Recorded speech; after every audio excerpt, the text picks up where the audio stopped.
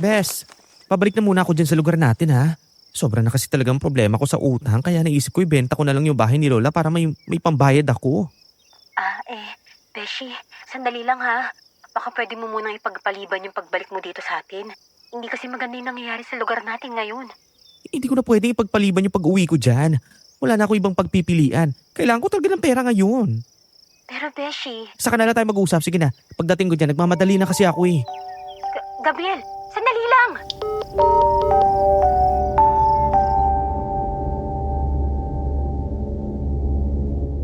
Isang magandang araw sa iyo, Miss Ligaya, at sa lahat ng nakikinig sa Aswang Confessions. Itago mo na lang ako sa pangalang Martha. Hindi pangkaraniwan ang ibabahagi kong karanasan sa inyo. Dahil hanggang ngayon hindi ko pa rin maiwaksi sa isip ko ang lahat ng nangyari noon sa amin ng matalik kong kaibigan. Naitago mo na lang din sa pangalang Gabriel. Ang ikukumpisal ko sa iyo, Miss Ligaya, ay tungkol sa matalik kong kaibigan na si Gabriel, na isang bakla. Bata pa lang siya, alam na niya na hindi kotse-kotsehan o baril-barilan ang gusto niyang laruin, kundi Barbie dolls. Pareho kaming lumaki sa isang liblib na probinsya sa Kabisayaan na hindi ko nalang papangalanan pa. Naisip ni Gabriel na lumuwas sa Maynila at iwan ang aming kinagisnan na lugar para doon magtrabaho. Ngunit isang araw, tumawag siya sa akin at sinabi na babalik na raw siya sa amin. Sa kanyang pagbabalik, hindi niya inaasahan na magkakaroon siya ng mabigat na tungkulin na kailangan niyang gampanan. Isang tungkulin na may kinalaman sa aswang. Bago ko simulan ang aking kwento sa ating mga tagapakinig na mahilig din makinig ng mga kwentong katatakutan, huwag ninyong kalimutan na mag-comment, mag-like, mag-share at mag-subscribe sa channel na ito. Ang totoo, ayaw na talagang bumalik ni Gabriel sa lugar namin. Bumalik lamang siya dahil kailangan niyang ibenta ang bahay ng kanyang lola upang mabayaran ng mga utang na unti-unting nagpapalubog sa kanya.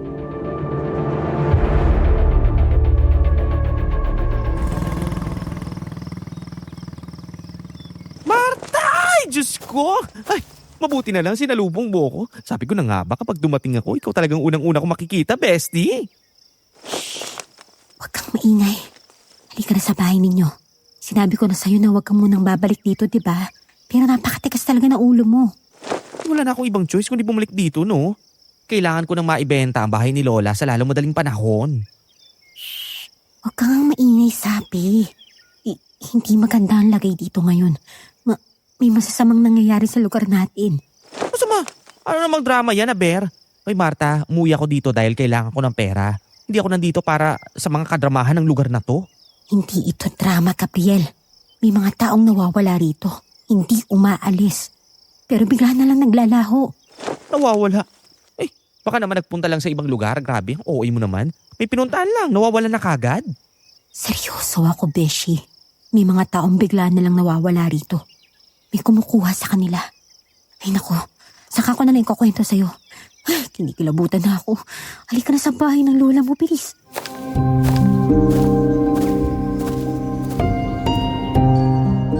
Pagpasok namin sa bahay, naabutan namin si Aling Sally, ang caretaker ng bahay ng lola ni Gabriel. Noong nabubuhay pa ang matanda, matalik silang magkaibigan ni Aling Sally. Kaya hindi na nakakapagtaka na siya ang nagbantay sa bahay nang lumuwas si Gabriel sa Maynila upang magtrabaho.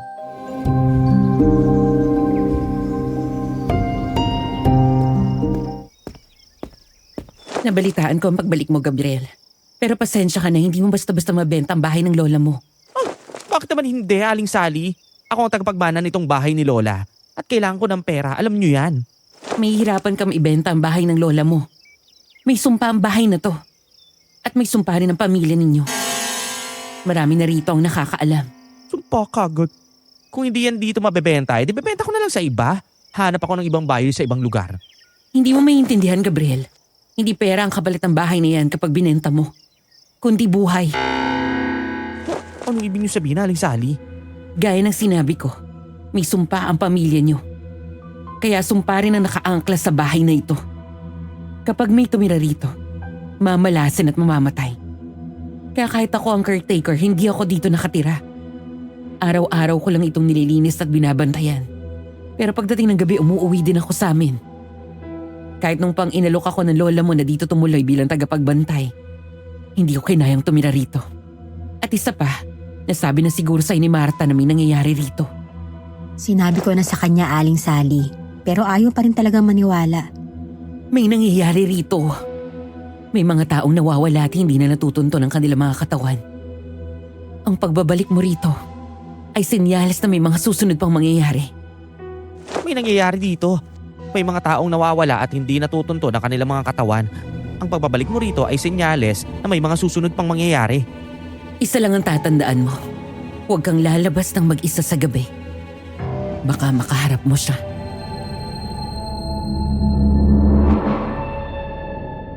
Yun lang at tumalikod na si Aling Sally. Nagpaalam na rin ako kay Gabriel na uuwi at babalik na lang ako. Pagpasok ni Gabriel sa kwarto habang nag-aayos siya ng gamit, hindi niya sinasadyang masagi ang isang maliit na kahong kahoy na nasa ibabaw ng mesa.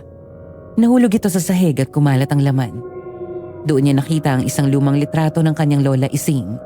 Nanlaki ang mga mata niya nang mapansing may hawak itong patalim. Sa likod ng litrato nakasulat ang mga salitang, "Para ito sa pagbabalik ng manunugis." Doon niya napagtanto na sa pagbabalik niya sa aming lugar, muling mauungkat ang matagal ng lihim ng kanyang pamilya. Hindi siya nakatulog ng gabing iyon. Paulit-ulit na bumabalik sa isip niya ang litrato ng kanyang lola at ang salitang manunugis. Ang balak niyang pagbibenta ng bahay na inaakala niya magiging susi sa kanyang kalayaan ay biglang naging parang selda na magbabalik sa kanya sa katotohanang pilit niyang tinatakasan. Kinabukasan habang inaayos niya ang mga gamit pang manicure at umaasa na may magpapagawa ng kuko, nagulat siya nang may kumatok sa pinto. Pagbukas niya, nadatnan niya ako na kasama ang dalawa pa naming kapitbahay, si Aling Alma at si Aling Cecil, na matagal na rin niyang mga suki nung nandito pa siya sa lugar namin.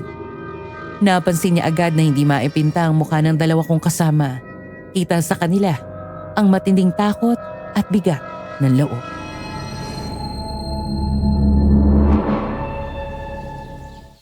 Oh, kaya aga-aga naman. Nakasamba ko lang mga mukha ninyo. Nagpapaservice ba kayo sa akin? Hindi sila nagpunta rito para magpa-service, Gabriel. Eh kung hindi kayo pumunta dito para magpa-manicure, anong kailangan ninyo? May importante tayong pag-uusapan, Gabriel. Umupo ka. Hindi ito biro, ah.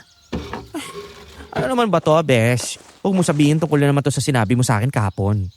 Sabihin mo na sa amin ang totoo, Gabriel. Hindi ka nagbalik dito para mag-manicure. Bumalik ka para ibenta ang bahay ng lola mo, hindi ba? Alam na rin namin ang sikreto ng pamilya mo at ng sumpa. Kung ibig niyo sabihin ay tungkol sa sumpa na yun, ay naku, wala akong pakialam. Hindi yan nakakatulong sa akin o sa mga utang ko. Kapag nabenta ko na ang bahay na to, alis na ako ng tuluyan, no? Sa Maynila na ako maninirahan. Ang anak ko, Gabriel, si Junjun. 3 araw na siyang nawawala. Hindi lang siya, may 2 pang batang taga rito ang nawawala rin. At hanggang ngayon, hindi pa rin sila natatagpuan. Ano? Kailan pa nawawala ang anak mong si Junjun? Teka, wala bang nakakita kung saan siya nagpunta o kung sinong kumuha sa kanya? Kailan ba nangyari to? Walang nakakaalam. Kahit ang pulis, wala silang mahanap na ebidensya kung sino ang kumukuha sa mga bata. Pati na rin sa iba pang tao na bigla nalang naglaho rito. At alam namin, Gabriel, may kinalaman dito ang sumpa ng inyong pamilya. Kailangan namin ng tulong mo, Gabriel. Kami, bilang komunidad, ay nag-ambagan ng pera. Hindi na namin hihintayin ng tulong ng gobyerno. Kailangan namin ng taong may koneksyon sa nangyayaring ito sa lugar natin. Ambagan? Para saan? Teka, ano ba talagang gusto niyo mangyari kayong 3? Alam mo ang ibig namin sabihin, Gabriel. Ang pamilya ninyo ay may sumpa. May bumabalot na kadiliman sa inyo. Kaya nang mamatay ang lola Ising mo, umalis ka at nagpunta sa Maynila para takasan to, di ba? Hindi mo rin maitatanggi na may kinalaman ang kadilimang iyon sa mga nawawalang tao rito sa ating lugar. Ngayon na nagbalik ka para ibenta ang bahay ng lola mo at tuluyang makatakas, hindi yun uubra. Ang bahay na to ay may sumpa. Ang sino mang bibili at titira rito ay mamalasin at mamamatay. Tanging ang pamilya nyo lang ang maaaring manirahan dito. Takot na ang mga tao rito sa lugar namin na lumapit sa bahay na ito. Dahil ayaw nilang madami sa kamalasan ng lagim na to eh. At dahil sinabi mo na malaki ang utang mo, naisip namin na mag-ambagan kasama mga kapitbahay. Bibigyan ka namin ng malaking pabuya. Solusyonan mo lang ang problema. Dahil ikaw na lang ang nag-iisang may koneksyon sa pamilya ninyo, Gabriel.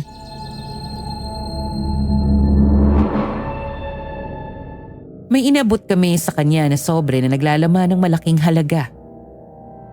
Isa itong malaking pabuya na maaari pang katulong para mabayaran niya ang utang. Ngunit kailangan niyang imbestigahan at lutasin ang mga pagkawala ng mga tao sa aming baryo. At tuklasin kung sino ang may kagagawa nito dahil may koneksyon ng kanilang pamilya sa nangyayari. Sa mga sandaling iyon, hindi napigilan ni Gabriel na tanggapin ang pabuya.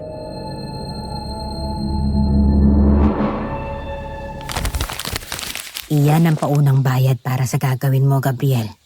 Kung matutuklasan mo ang dahilan ng lahat ng ito at malutas mo ang problema, ang babayaran namin sa iyo ay 5 beses pa riyan. Sapat na yan para mabayaran mo lahat ng utang mo at bumalik sa katahimikan ng lugar na ito. Paano ko naman gagawin yon? Saan ko naman hahanapin ng mga nawawala at ang dahilan ng pagkawala nila? Hindi naman ako investigador, no? At wala akong kapangyarihan para maging superhero. Isa lang akong hamak na manikurista. Hindi ko alam kung anong dapat kong gawin, no? Hindi namin kailangan ng superhero. Kailangan namin ng tao may koneksyon sa mga nangyayaring ito. Sabi ng mga matatanda rito sa aming lugar, tanging mga miyembro lamang ng inyong pamilya ang maaaring makalutas sa problemang ito. Ngayon wala na ang iyong lola Ising na dati raw gumagawa nito. Ikaw na lang natitira sa pamilya na nakatakdang magpatuloy. Ikaw na ang bagong tagapagmana ng mahiwagang patalim. Iwagang patalim? Ano naman kinalaman ko dun? Gabriel, ikaw ang susi para maresolba ang mga nangyayaring ito. Kung dati ang lola mo ang gumagawa nito, ngayon, ikaw naman ang magiging manunukis.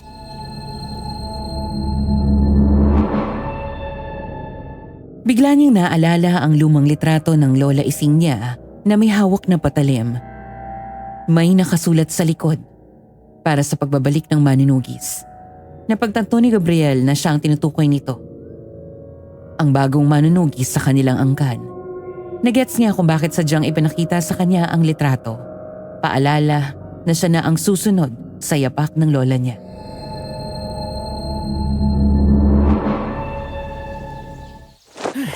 Kung gagawin ko to, kailangan ko ng clue. Ipakita niyo sa akin ang huling lugar kung saan nakita si Junjun at ang iba pang nawawala. Susuriin ko yung lugar. Ayokong basta maniwala na lang sa mga kwento-kwento na yan. Alam namin kung saan. Pare-pareho lang naman ang mga lugar kung saan nawawala ang mga biktima eh. Sa lumang sapa, sa dulo ng kawayanan. Huwag ka mag-alala, sasamahan kita sa pagpunta doon. Ngayon pa lang ay nagpapasalamat na kami sa iyo, Gabriel. Umaasa kami na masusolusyonan mo ito at mapananagot ang sino man o anumang may kagagawan nito. Ang kapalaran ng aming lugar ay nakasalalay sa mga kamay mo, Gabriel. Ano pa nga bang magagawa ko? Dahil nga konektado ang pamilya namin sa mga nangyayari, malamang ako talagang haharap. Kasi ako lang naman ang natitira sa aming angkan. At saka, huwag na muna kayo magpasalamat. Sigurado ako mahaba-habang paghahanap to.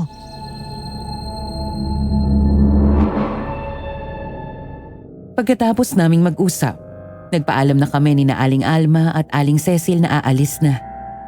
Sinabi ko kay Gabriel na babalik na lang ako kapag pupuntahan na niya ang lumang sapa sa dulo ng kawayanan.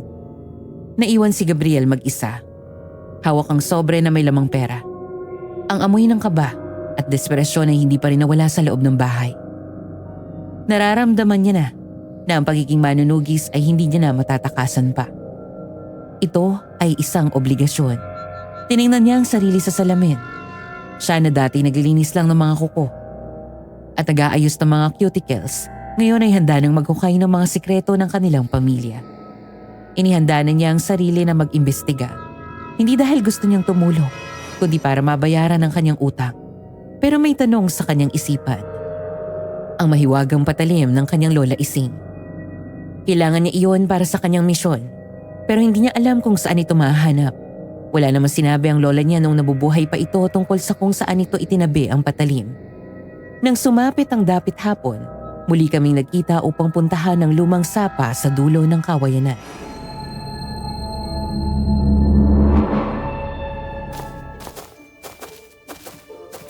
Besh, sigurado ka ba sa gagawin natin? Nakakatakot dito. Wala pa man tayo nahanap, kinikilabutan na ako. Huwag kang maingay, Besh. Dito syudad para mag-ingay ka riyan. Doon sa lugar na yun huling nakita si Junjun na naglalaro. Pati yung iba pang taga rito na nawawala. Ang hindi ko lang maintindihan, bakit hindi na lang kayo humingi ng tulong sa mga pulis? Alam naman natin na mas bihasa sila sa pag-iimbestiga. Minsan na kami nanghingi ng tulong sa mga pulis. Pero wala rin eh. Wala rin silang nagawa. Nung nag-iimbestiga sila, ang tanging nakita lang nila ay kakaibang mga balahibo. Hindi galing sa hayop kundi mula sa ibang nilalang. Malalaking balahibo yun na kasing laki ng palad ng tao. Ayun, natakot lang sila at hindi na tinapos yung investigasyon. Simula nun, hindi na sila bumalik dito. Balahibo na kasing laki ng palad ng tao? Baka naman balahibo yun ng mabangis na hayop. O di kaya balahibo ng isang malaking ibon. Walang ganong kalaking ibon, Gabriel. At hindi yun galing sa mabangis na hayop. Kakaiba ang balahibo na yun. Hindi talaga pangkaraniwan. Makintabi. Tapos parang balat ng ahas. Ano Saan ka nakakita ng balahibo na parang balat ng ahas? Diyos ko. Ay, ano ba naman nangyayari sa lugar na to? Halika na nga. Titignan ko na lang tong lugar na to. Baka mamaya may makita tayong clue. Bago pa man ako atakihin sa puso ng mga sinasabi mo. Diyos ko! Mabuti pa nga. Kailangan talaga nating makakuha ng ebidensya ngayong gabi, Besh.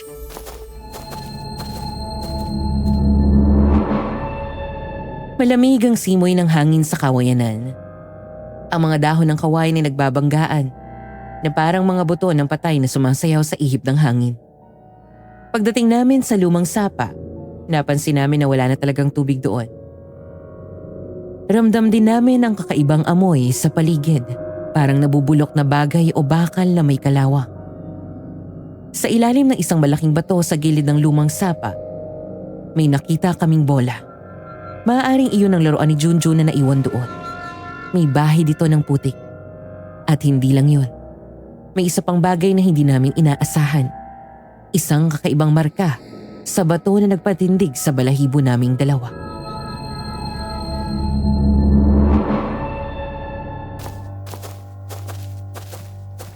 Besh, tingnan mo. May bayad ng dugo yung mga bato. Diyos ko, kay Junjun kaya ang dugo na yan? O sa iba pang nawawala? Teka, tingnan mo to. Ito ba yung sinasabi mo balahibo? Diyos ko, laki nga nito at kakaiba talaga. Anong klaseng hayop ang nagmamay-ari nito? At saka tingnan mo, parang balat nga talaga ng ahas yung itsura, nakakakilabot. Yan mismo ang nakita ng mga polis nang mag-imbestiga sila rito. Ano sa tingin mo, Gabriel? Anong nilalang ang may ganyang balahibo? Hindi ko alam. Pero hindi to galing sa kahit anong hayop. Yung dulo ng balahibo parang mahabang kuko na natanggal. At yung amoy, naamoy mo ba? Amoy na bubulok na kung ano. Tara na, Gabriel. Bumalik na tayo. Ayoko na magtagal pa rito. Natatakot na ako eh. Pakiramdam ko, may nagmamasid sa atin kung saan. Naninindig yung balahibo ko. Wait. Nagpunta tayo dito tapos babalik tayo kagad. Akala ko ba gusto mo mahanap yung mga nawawala? Pero teka, tignan mo to. May kalmot sa bato, ang laki. Pero tingnan mo, 3 lang ang daliri. At ang lalaki. Teka, nakita na rin ba to ng mga pulis na nag-iimbestiga? Hindi ba nila to napansin? Itong bahay ng dugo at kalmot dito sa bato? Tama na yan, Gabriel. Halika na. Hindi hayop ang may gawa niyan, kundi halimaw. Bumalik na tayo. Sabihin na lang natin sa kanila ang mga nakita natin dito.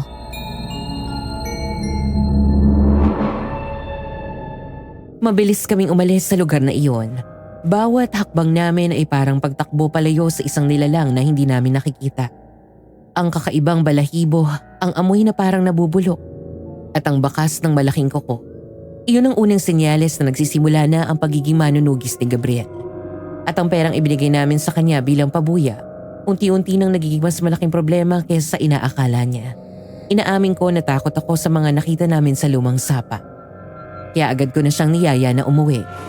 Napakabilis tumakbo ng best friend ko. Parang wala na siyang pakialam sa makeup niya o sa bagong sapatos na suot niya na nababalot na ng putik. Pagdating namin sa bahay, nadatan namin si Aling Sally na parang matagal nang naghihintay. Nakatayo siya sa labas at seryoso ang muka.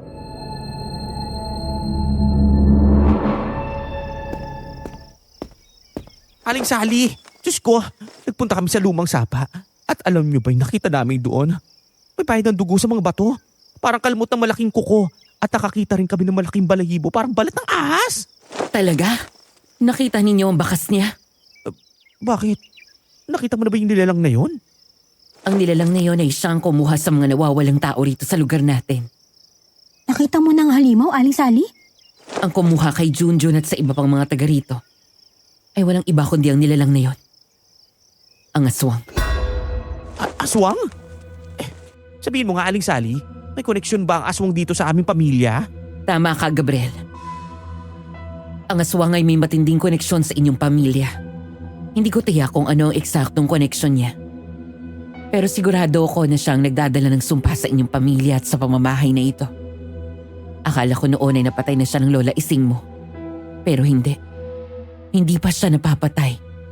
Ang tawag sa kanya ay si Tan Gubat. Isang makapangyarihang aswang na naninirahan sa madilim na bahagi ng gubat. May kakaibang hugis din ang kanyang mga kamay na may 3 daliri lamang na may matatalim na kuko. At meron siyang balahibo na kahawig ng balat ng ahas. Dumadaloy sa dugo ng inyong angkan ang misyon na tugisin ng aswang na yon upang tuluyang maputol ang sumpa sa inyong pamilya. Gabriel, ikaw ang bagong manunugis na kailangan pumatay sa aswang. Dahil ang huling manunugis, ang lola ising mo ay hindi nagtagumpay na mapatay ang aswang. At sa pagbabalik ng si Tan Gubat sa lugar na ito para maghasik muli ng langgim, at sa pagbabalik mo rito, malinaw na ikaw ang bagong manunugis. Ikaw ang nakatakdang tapusin ang misyon ng lola ising mo na hindi niya nagawa.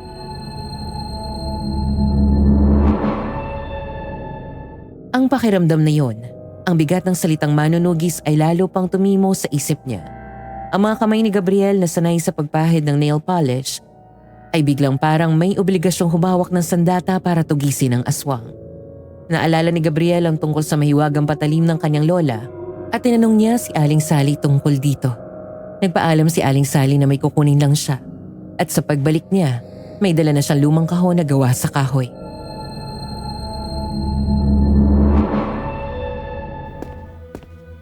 Ito ang mahiwagang patalim ng iyong lola ising. Ginamit ito ng mga nauna mong angkan.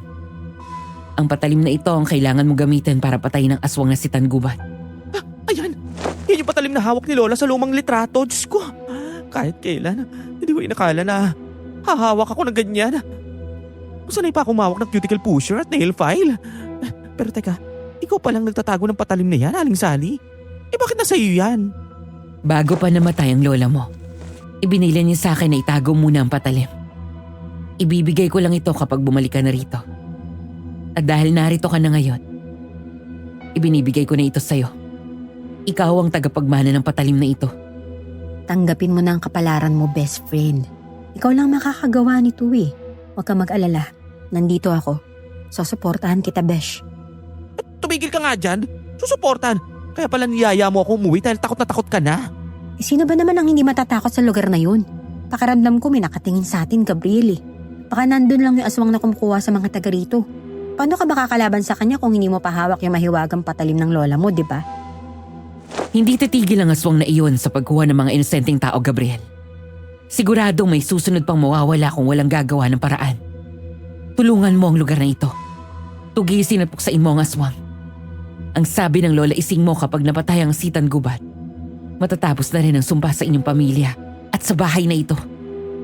Ikaw lang ang may kakayang makahanap sa lungga niya at ang lumaban sa kanya. Lungga? Hanapin ko ang lungga ng aswang. Pero paano ko naman gagawin yon? Wala akong sapat na training para lumaban sa aswang. Hindi nga ako action star, no? Wala akong superpower. Hindi ako si Darna, hello? Ang pagiging manunugis ay hindi nangangailangan ng superpower. Kailangan mo lang ng talino, tapang at diskarte. Huwag mong biguin ang mga taga rito, Gabriel. Nagambagan pa sila para mabigyan ka ng pabuya. Masolusyonan mo lang ang problemang dulot ng aswang na yon dito sa lugar natin. Wala naman akong choice, diba? Kailangan ko ang pera para mabayaran ang utang ko at para matapos ng sumpa ng pamilya namin. Kailangan ko pagplanuhan kung anong gagawin. Anong alam ko tungkol sa mga si Tan Gubat na yan, Aling Sally?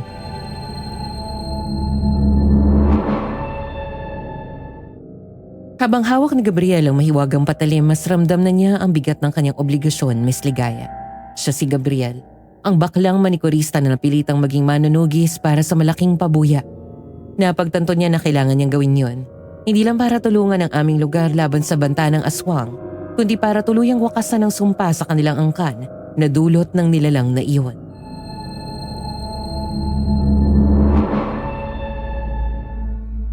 Ang si Tan Gubat ay kailangan niya ang kabataan ng kanyang mga biktima. Kaya kinakain niya ang kanilang mga laman loob at sinisip-sip ang sariwang dugo ng mga ito. Ang pinakamalaking kahinaan naman niya ay ang mahiwagang patalim na minanapan ng lola mo mula sa inyong mga ninunong babaylan. Kahinaan din niya ang mga bagay na gawa sa pilak. Pilak? Teka, narinig ko na yan, Aling Sally eh. Ang sabi ng nanay ko nun, takot daw ang mga aswang sa pilak. Di sana gawa na lang sa pilak tong patalim na to para mas madaling mapuksa ang mga aswang na yun, di ba? Ito ang kailangan mong tandaan, Gabriel. Siguraduhin mo mapapatay mo ang aswang. Kapag hindi siya napatay, magpapatuloy ang kasamaan niya at hindi matatapos ang sumpa sa inyong angkan.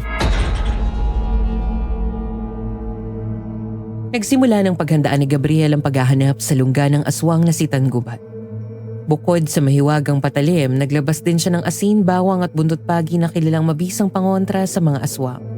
Bilang matalik niyang kaibigan, hindi ko maiwasang mag-alala at kabahan para sa kaligtasan niya sa misyon niyang ito.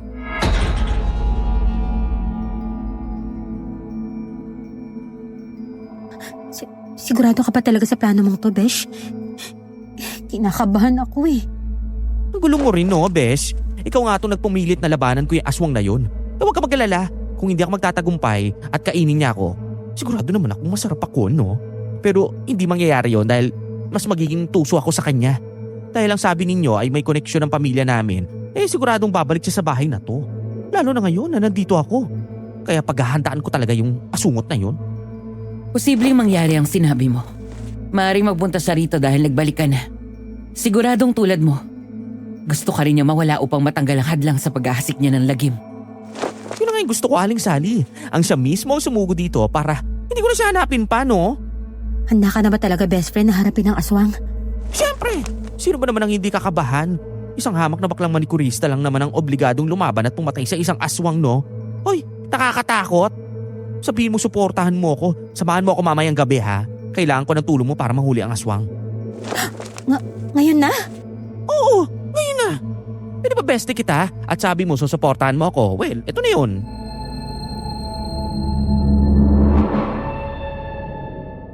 Wala na akong nagawa kundi samahan si Gabriel sa bahay niya.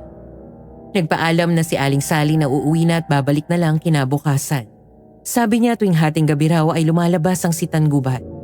Naupo kami sa sahig malapit sa bintana at naghintay.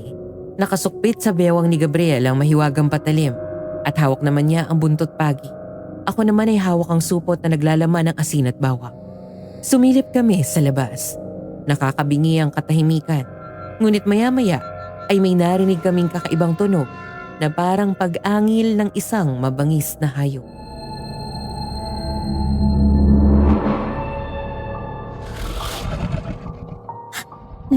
Narinig mo ba yun, Besh? May umaangil sa labas. Shh! Huwag ka maingay. Oo, naririnig ko. Para may mabangis na hayop sa labas ng bahay. Hindi, Besh. Sa tingin ko, hindi yun mabangis na hayop. Baka yun na yung aswang. Ang aswang na si Tanguban. Diyos ko, Gabriel, dumating na siya. Ala, yun na yun.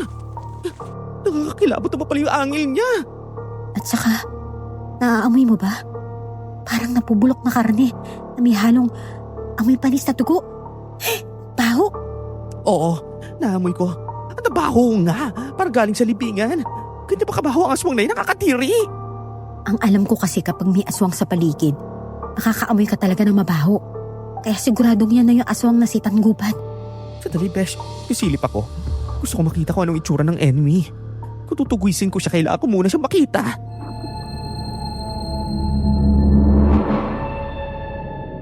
Kinuha niya sa sukbitan niya ang mahiwagang patalim at nagdala rin siya ng flashlight. Dahan-dahan kaming lumabas ni Gabriel sa likod bahay. Nag-iingat na huwag makagawa ng anumang ingay. Sa paglabas namin, mas lalong lumakas ang nakakasulasok na amoy. At napansin din namin na parang may kung anong nagtatago sa likod ng malalaking puno ng mangga. Nilakasan ni Gabriel ang loob niya at itinutok ang flashlight sa puno. Wala kaming nakitang si Tangubat. Ngunit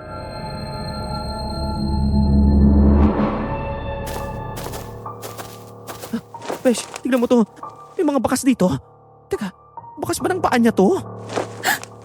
Oo. Ang bakas ng paa nga yan. Tingnan mo, 3 lang yung daliri. Tsaka tingnan mo, may balahibo na naman dito. Nandito lang sa paligid yung si Tanggubat. At ang dami mga balahibo. At saka, ano tong malakit na to, Diyos ko? Parang laway niya to ah. Hala, oo nga. Parang laway nga yan ah. Nakakadiri. Ramdam ko na nandito lang siya sa paligid. Baka naghihintay lang siya na lumabas tayo para atakihin tayo. Subukan niya lang nalapitan tayo, no? Magkakahamunan kami. Nasa akin ang may wagang patalim at meron pa tayong dalang pangontra. Tignan lang natin ang tapang nun.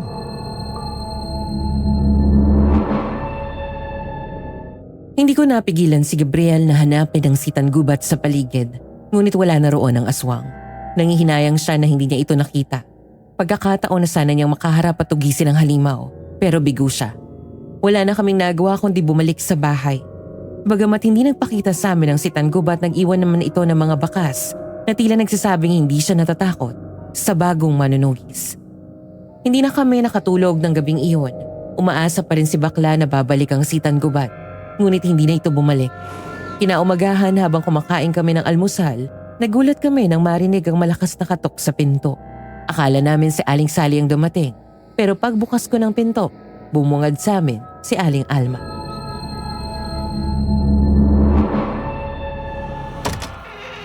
Oh, Aling Alma. Bakit ka humahangos? Anong nangyari sa'yo? Marta, si Gabriel. Kailangan ko makausap si Gabriel. May nawawala na naman.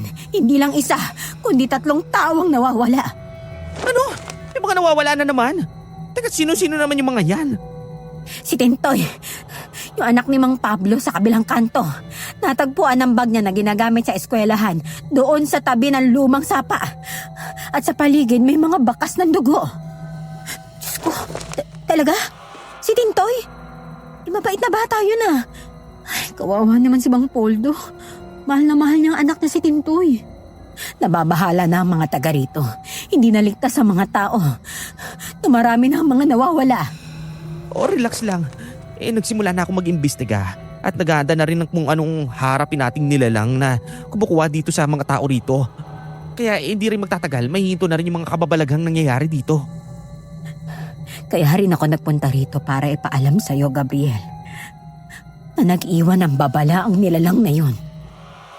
Sa lumang sapa kung saan natagpuan ang gamit ni Tintoy, may nakasulat sa notebook niya. Marami pa raw ang mawawala sa lugar na ito. Wala raw itong pipiliin.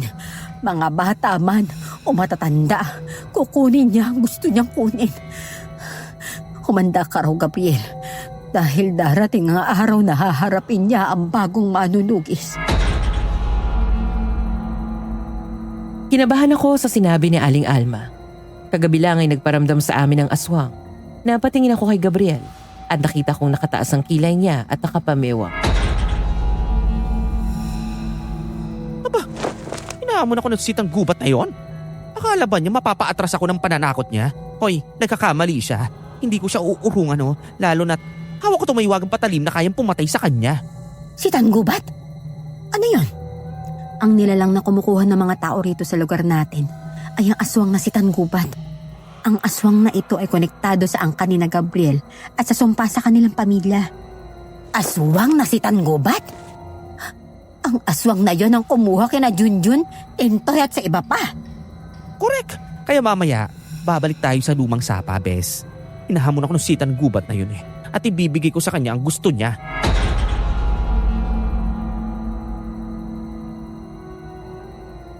Kinagabihan, bumalik kami ni Gabriel sa lumang sapa. Pagdating namin doon, kinalabutan na naman ako. Pakiramdam ko may mga matang nakatingin sa amin mula sa malayo.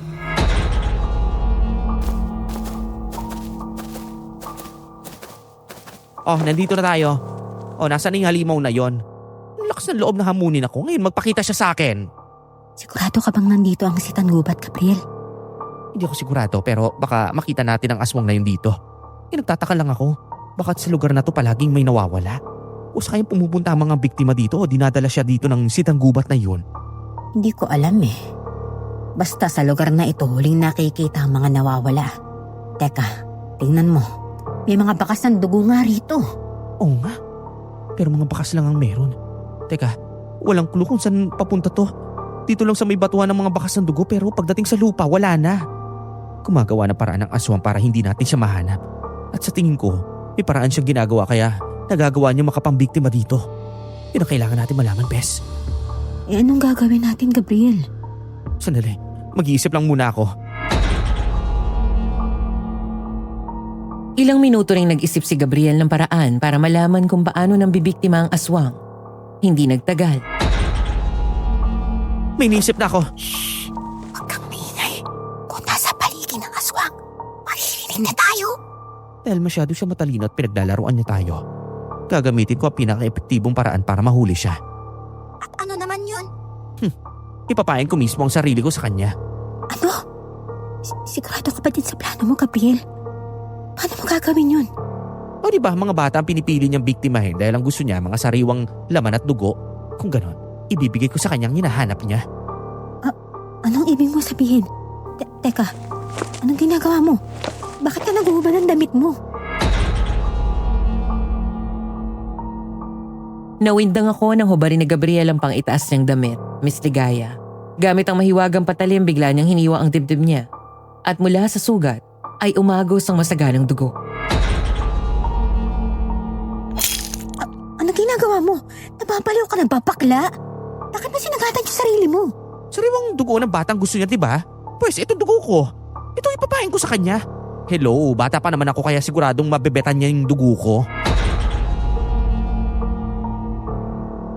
Maya-maya biglang umihip ang napakalakas na hangin. Nag-iba ang timpla ng paligid, bumigat at parang may presensyang hindi ko maintindihan. Bes, dito ka lang sa tabi ko ha. Huwag ka lalayo. May nararamdaman ako sa paligid. Parang nandyan yung sitang gubat. Nasaan? Hoy, bakla. Huwag kang magbiro ng ganyan, ha. Alam mo naman na natakot na ako, eh. Wala naman ako makita. Gabriel, pakiusap. Sabihin mo kung nasan yung aswang. Hindi ko alam kung nasan siya basta nararamdaman kong nasa paligid lang siya.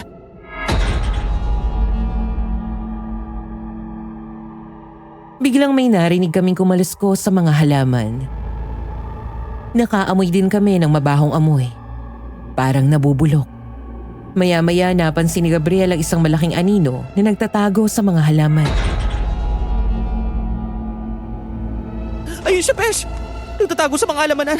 Hindi ko na kailangan hanapin ang lungga niya dahil kusa na siya lalapit sa akin. Diyos ko, nandun nga siya. Yung sitang gubat. Sulit mo yung sinabi ko sa'yo. Huwag kang alis sa tabi ko kung ayaw mo maging hapunan ng aswang!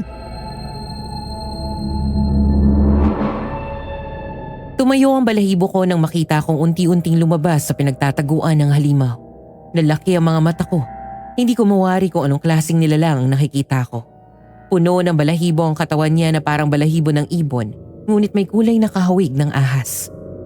Mahaba ang kanyang mga braso at binti, at ang mga daliri sa kamay at paa niya ay 3 lamang na may matutulis ding kuko. Mas nangilabot ako sa itsura ng mukha niya na parang pinaghalong ibon at isda na hindi ko maintindihan. Ang bunganga niya ay parang hugis tuka na punong-puno ng matutulis na ngipin at ang kulay ng mga mata niya ay puti, walang itim.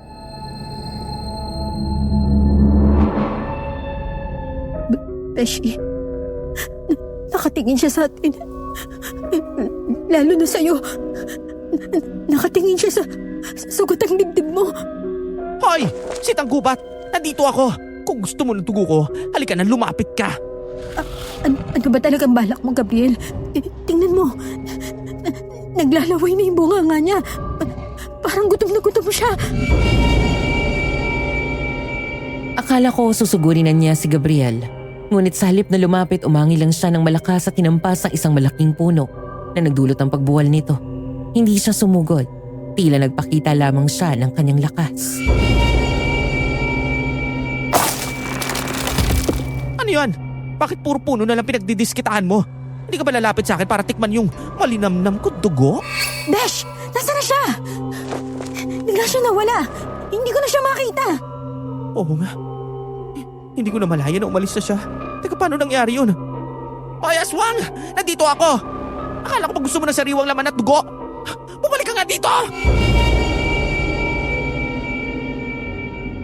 Maya-maya biglang naramdaman ni Gabriel ang mainit at mabahong hininga sa tenga niya. Sa dilim may narinig kaming nakakakilabot na boses. Isang bulong na kasing lamig ng kamatayan. Dugo, hindi ko kailangan ng dugo mo. Ikaw mismo ang gusto ko, Manunugis. Maganda ka. Babalik ako at mag-aarap pa tayong dalawa.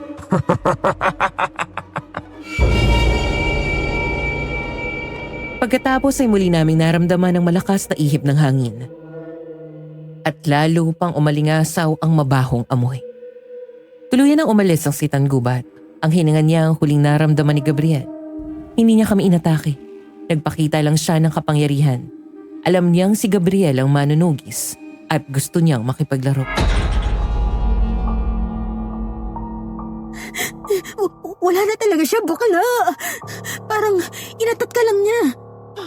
Paano niya nagawang makalapit sa atin nang hindi ba lang natin namamalayan? Ang baho ng hininga niya, nakakasulaksok yung amoy.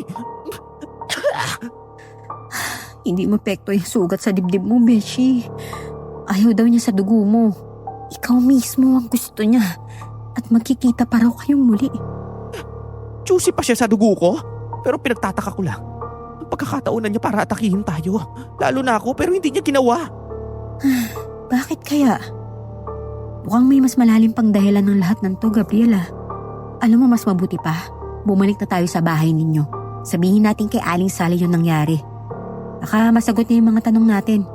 Teka, kailangan muna natin gamutin yung sugat mo, ah. Bumalik na tayo sa bahay.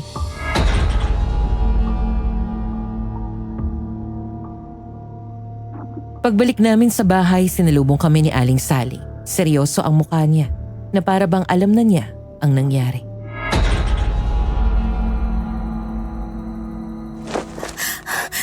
Aling Sally, naku, nakaharap namin ni Gabriel yung sitan gubat sa lumang sapa. Nakakilabot pala yung itsura ng aswang na yun. Akala ko atakihin niya na kami. Pero hindi, umalis siya, Aling Sally. Tama. Nagpakita sa amin ang sitar gubat. Pero parang nakikipaglaro lang siya sa amin eh. Ipinain ko ang sarili ko pero hindi naman niya ako nilapa. Nagpaka-arte pa ang aswang na yon. Sabi niya, babalik daw siya at kami raw ang muling maghaharap. Hindi ko nga nagamit ang maywagang patalim eh dahil bigla na lang siya nawala. Sinasabi ko na nga ba? Kaya pala kanina pa ako kinakabahan. Ibig sabihin hindi mo rin napatay ang sitan gubat. Delikado to. Nangangulugan itong lalo pang lumalakas ang kanyang kapangyarihan. Kaya pala pinakita niya sa amin ang lakas niya. Isang hampas lang niya sa isang malaking puno na buwal agad. Napakalakas niya, Aling Sally. Diyos ko, tama ang sinabi noon ni Ate Ising na natatagay ng napakalakas na kapangyarihan ng aswang na yon. Kaya pala bukod sa mahiwagang patalim, pilit pa niya gustong makuha ang isa pang makapangyarihang sandata. Makapangyarihang sandata? Teka, meron pang sandata na pwedeng makatalo sa sitan gubat? Oo, Gabriel, meron pa. Ang mahiwagang sandatang yon ay isang lihim na pag-aari ng inyong angkan. Tinatawag itong batong pilak.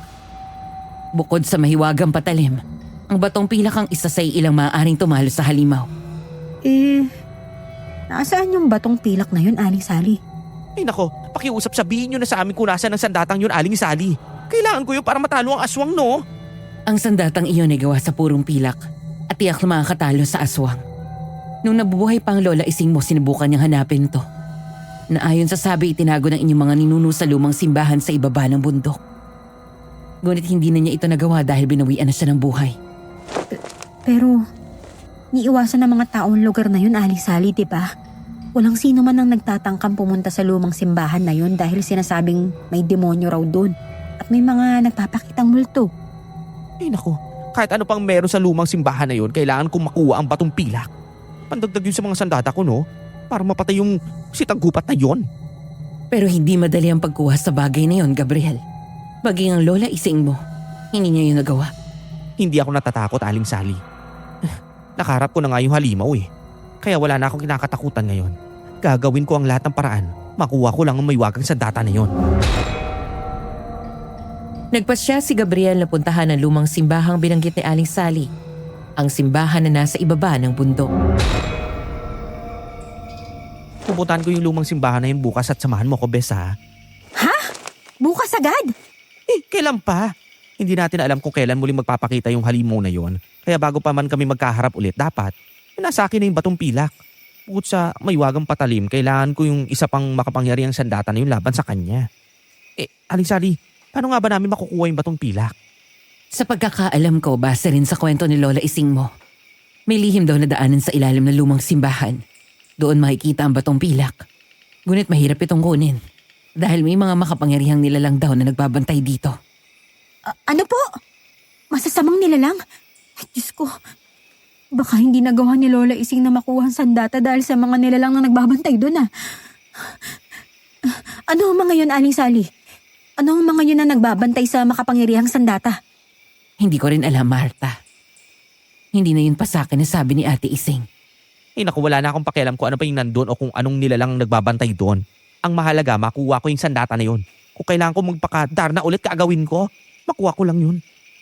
Kung desidido ka na talaga, wala naman kaming magagawa. Basta mag-ingat kayo sa pagpunta ron.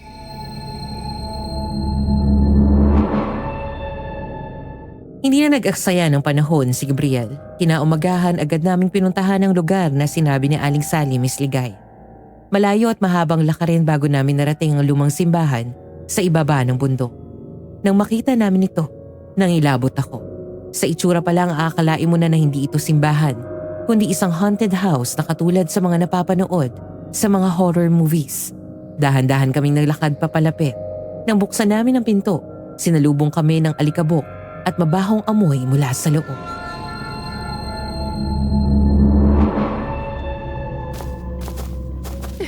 Alikabok at baho naman dito sa loob. Nakakasuka. Ew! Shh! Kang maingay. Baka marinig tayo ng mga nilalang na sinasabi ni Aling Sally na nagbabantay dito. Ayaan mo silang lumabas, no? At harapin tayo. Huwag kang matakot. Meron tayong dalang pangontra at meron din tayong dalang mahiwagang patalim. Nang makapasok kami sa loob ng lumang simbahan, agad naming hinanap ang daan papunta sa lagusan kung saan matatagpuan ang batong pilak. Nasaan kaya yung iba pang bahagi nitong simbahan? Saan natin hahanapin yun? Aba malay ko. Wala naman sinabi sa Aling Sally kung saan banda yun eh. Teka nga, maghanap na nga muna tayo.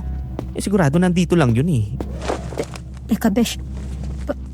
Parang may kakaiba rito eh. Ano bang kakaiba rito bukod sa dumi at mabaho, aber? Ewan ko. Bigla na lang kumabog na malakas yung dibdib ko eh. Parang may mabigat na presensya dito sa loob na hindi ko maintindihan. Huwag kang mag-alala, ako nang bahala sa'yo. Hindi kita pababayaan. Kahit kinakabahan ako, nagpatuloy kami sa paghahanap ng lagusan hanggang sa may nakita kaming malaking butas sa gilid ng altar. Ayun o, Besh. Baka yun na yung lagusan. Oo nga. Teka, baka yun na yun. Halika, pasukin natin. Pero nakakatakot naman dyan. Baka mamaya, nandun yung mga nilalang na sinabi ni Aling Sally ha. Hindi natin malalaman kung hindi natin papasukin yan, kaya halika na. Pumasok kami sa loob ng malaking butas na nakita namin. Madilim doon, kaya binuksan ni Gabriel ang dala naming flashlight. Nang magkaroon ng liwanag, napansin namin na parang nasa loob kami ng isang kuweba. Ganon ang itsura ng butas.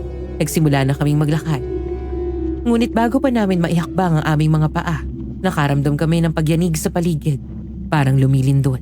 Nataranta kaming dalawa sa nangyari. Ano yun?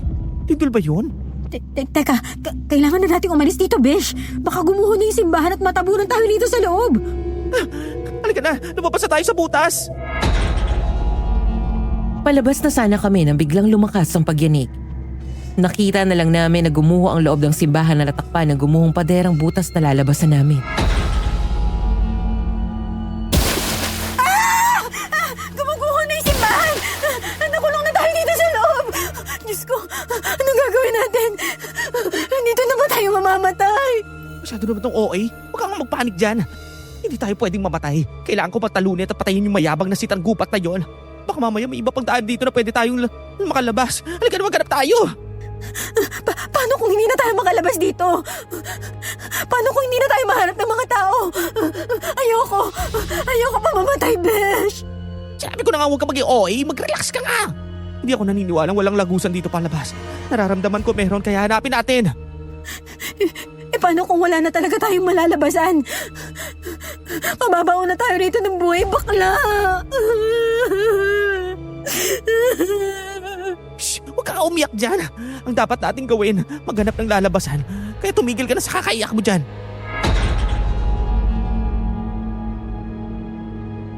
Dali-dali niya akong hinila sa braso at naglakad kami sa loob ng lagusan. Naghanap kami ng malalabasan. Ngunit puro bato lang ang nakikita namin at hindi namin alam kung saan papunta ang daang nilalakaran namin. Wala kaming mapuntahan kundi kadiliman. Hindi nagtagal narating namin ang dulo ng lagusan. Nanlaki ang mga mata namin nang makita ang isang lumang baol na naroon.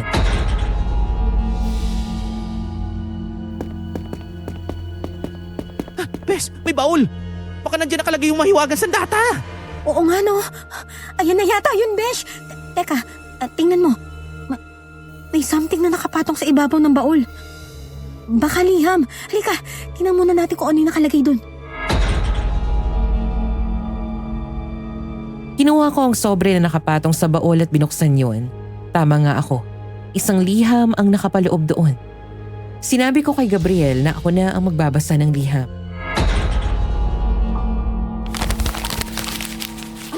Ano nakasulat dyan, Martha? Gabriel? Gabriel ang nakasulat dito. Bakit?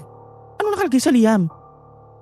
Ang nakasulat sa liham, manunugis, huwag mong bubuksan ng baul hanggat hindi mo nauunawaan ang iyong angkan. Ayan, yan lang yung nakasulat dito, Beshi. Anong ibig sabihin niya? Ano dapat kong maunawaan sa angkan ko? Pero teka, bukod sa liham, may nakalagay pa rito sa sobre, oh. Tingnan mo, may litrato. Teka, litrato to ng lola mo, Beshi, ah. Litrato ni Lola Ising. Talaga, patingin nga. Oo nga, no. Si Lola nga itong nasa litrato. Sandali. Tingnan mo sa likod ng litrato ng lola mo, Gabriel, oh. May nakasulat. Mabilis niyang kinuha ang litrato ng Lola Ising niya. Sa likod nito ay may nakasulat na mga salitang nagpakaba sa aming dibdib. May natuklasan si Gabriel, isang impormasyon na lubos na gumulantang sa kanya.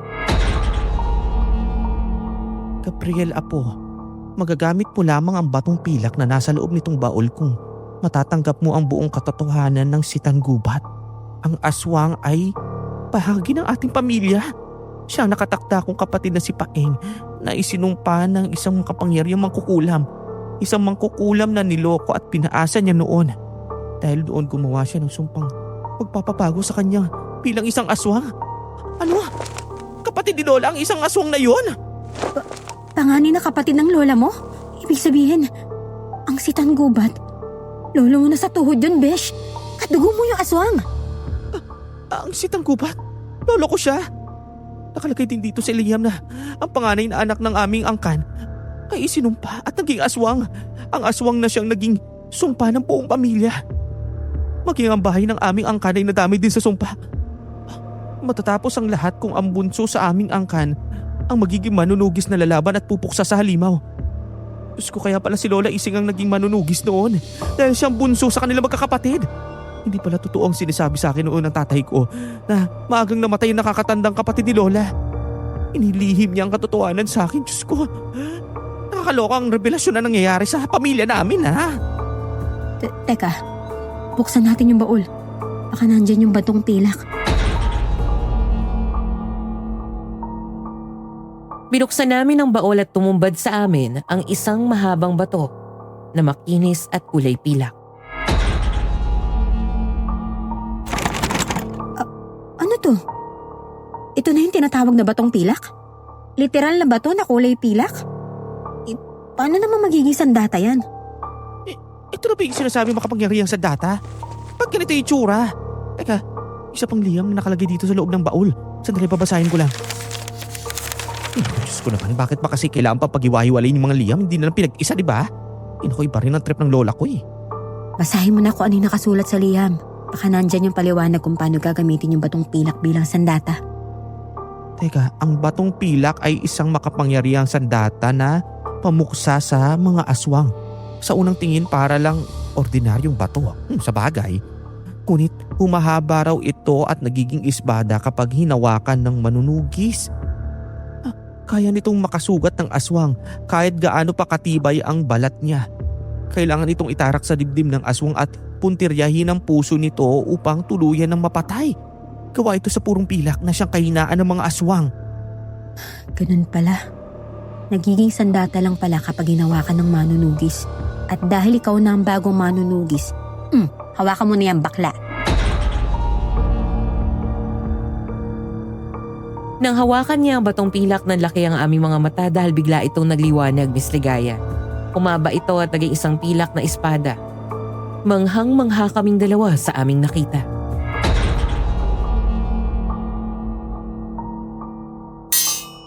Wow, ang galing! Nagkiispada nga! Ibang klase. Espada na kulay pilak? Ay mahiwagang patalim ka na. May espada ka pa. Teka, ang akala ko sabi ni Aling Sally, hindi ba sa makakuha ang sandatang ito dahil pinabantayan ng mga nilalang? Bakit parang wala naman? Diba dapat bago natin ito makuha may mga umaharang sa atin? Oo nga no. At saka, sabi niya, hindi raw nakuha ng lola mo ang sandatang yan.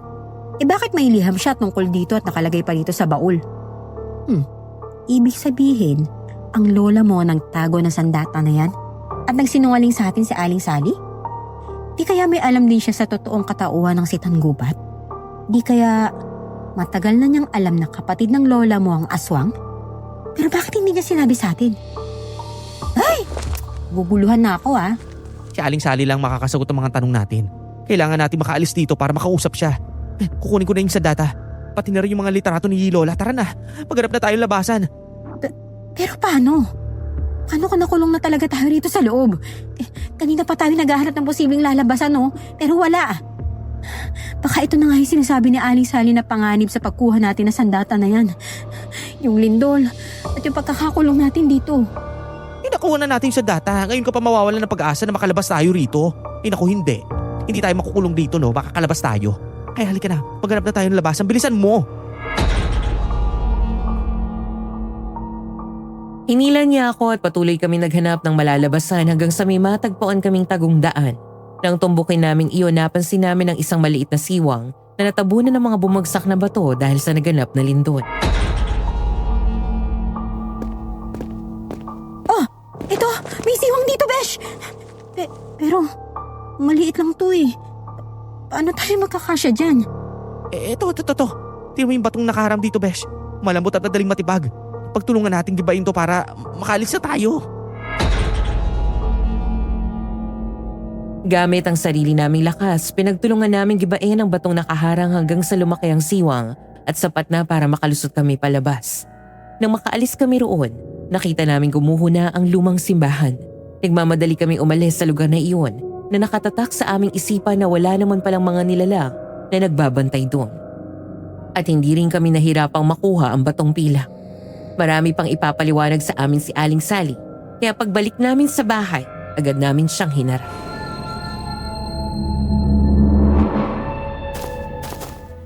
Aling Sally! Aling Sally! Nakuha na namin yung batong pilak. Oh, nagbalik na kayo. Nakuha niyo na ba ang makapangyarihang sandata? Alam mo ba na muntik na kaming mabaon sa ilalim ng lupa para lang makuha yung sandatang yan, Aling Sally ha? Lumindol at gumuho yung lumang simbahan. At bakit ka nagsinungaling sa amin, Aling Sally? Wala namang mga nilalang na nagbabantay doon ah. At sabi mo, hindi nakuha ni Lola Ising ang sandata. Pero, bakit siya nag-iwan ng liham kasama ang sandata na nakalagay sa baul? At alam mo rin na ang aswang na si Tanggubat ay nakakatandang kapatid ng lola ko? Ibig sabihin, may nalalaman ka pala sa lahat ng mga to? Nabasa niyo na pala ang liham ni Ate Ising. Oo. Gawa-gawa ko lang mga sinabi ko sa inyo tungkol sa pagkuha ng makapangyarihang sandata.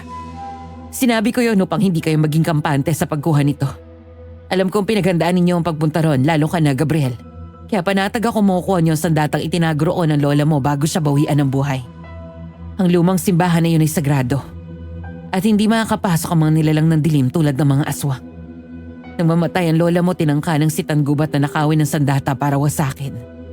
Ngunit hindi siya nagtagumpay. Hindi siya makapasok sa loob ng simbahan. Kaya mula noon hindi na niya muling tinangkang kunin ito. Tanging susunod na manunugis ang inyong angka na makakuha ng batong pilak. At kapag tinanggap niya ang katotohanan na ang si Tanggubat ay bahagi ng inyong pamilya. Pero hindi ko pa rin matanggap sa isip ko na parte ng pamilya namin ang si Tanggubat na yon. Hindi ko nga siya matanggap na lolo ko eh.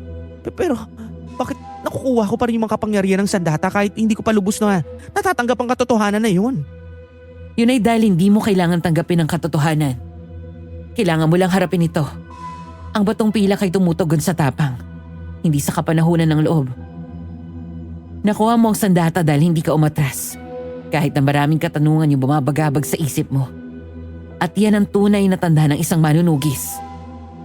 Ngayong nakuha na namin ang batong pilak, ano nang susunod namin gagawin, Aling Sally? Kailangan nyo nang hanapin at papuksang si Tangubat sa lalong madaling panahon. May mga bata na namang nawawala kanina. Kinuha na naman sila ng aswang na yun. Kaya hindi na kayo dapat magpatumpik-tumpik pa, lalo ka na, Gabriel. Sa'yo nakasalalay ang muling katahimikan ng lugar na ito. Pati ang paglaya ng inyong pamilya at ang bahay na ito mula sa sumpa. Huwag mong bibiguin ng mga tao at huwag mong hayaan na masayang malaking pabuhay na ibinibigay nila sa'yo. Muntik na kami mabao ng buhay eh. Kinuha pa namin yung batong pilak. At na akong gamitin to laban sa aswang na yun. Wala akong pakialam kung parte siya ng pamilya namin. Ang mahalaga, magawa ko ang nagawa noon ni Lola Ising. Kung ganun, simulan niyo nang hanapin ang mga lungga ng aswang. Dahil nararamdaman kong doon niya gustong magharap kayo. Nalala ko rin na sinabi noon ni Ate Ising Gabriel na may pinapasukan daw na lumang balon ng si Tangubat para makarating sa totoong lungga niya. Ano? Lumang balon? Una, lumang sapa tapos lumang simbahan. Ngayon naman, lumang balon. Puro na lang luma, wala bang bago? Hindi ako nakikipagbiruan, Gabriel. Kung seryoso ka sa pagpuksa sa aswang, makikinig ka sa akin. Wala na tayong oras. Mas lalo pang lalakas ang kapangyarihan niya kapag hindi mo siya agad napatay. Hindi ka naman mabiro, Aling Sally. Sige na, o bukas sa bukas, hahanapin ko ang lumang balon. Sasamahan mo ako ulit, Besa. Ano pa bang magagawa ko? Pero teka, saan ba matatagpuan yung lumang balon na yun? Matatagpuan ang lumang balon sa pusod ng gubat. Dati may mansyon na nakatayo roon. Isang bakasyonan ng panahon ng mga Hapon. Ngunit inabandona ng mga may-ari at lumipat sa ibang lugar. Ang alam ko, matagal nang nasira ang mansyon na yon. Sa bakuran nito matatagpuan ang balon na tinutukoy ko. Dahil minsan na yun napuntahan ni Ate Ising. Hindi ko alam kung naroon pa ito hanggang ngayon. Pupuntahan ko na yung balon na yan para matapos na to. Kapag nakita ko yung sitang gubat na yan, hindi ko na siya hahayaang makatakas. Tatapusin ko na siya. Kinaumagahan pagkatapos naming ihanda ang mga kakailanganin namin, tumuloy na kami sa gubat upang hanapin ang lumang balon.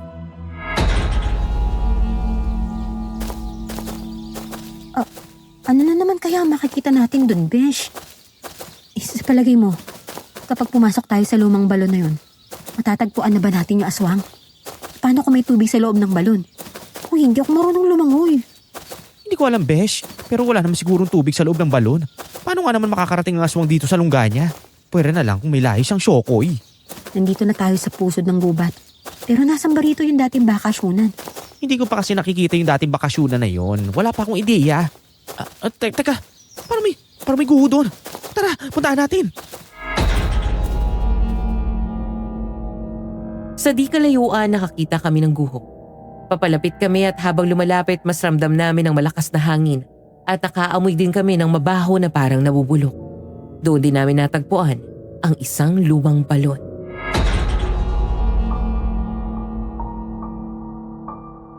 Bakla! Ang balon! Ayan oh! Ayun na yung balon! Oo, nakita ko. Tara, lapitan na natin. Ang baho naman dito. Parang may nabubulok sa loob. Sigurado ka bang papasok tayo sa loob niyan? Diyos ko, ang baho nga. Amoy nabubulok na karne na hindi ko maintindihan. Nakakasulasok. Siguradong nandyan sa loob yung aswang. Mabaho sa paligid at sa loob ng balon, oh. Wala tayong choice. Kundi pumasok talaga tayo sa loob niyan. Ano? Ang bantot dyan eh. Hindi ako mamamatay sa aswang. Mamamatay ako sa sobrang baho. At saka, paano ka nakakasiguro na walang tubig dyan, Aber? O sige, para mapatatag ka, kukuha ako ng bato ay ihulog ko sa loob. Paririnig natin kung may tubig o wala.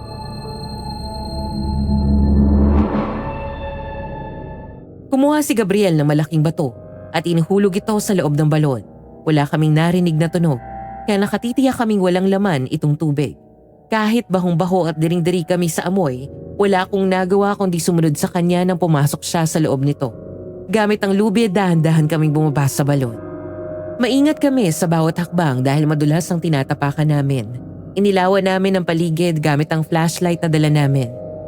Napakalalim ng balon. At tumagal pa bago kami tuluyang nakalapag sa pinakaibaba nito. Hanggang…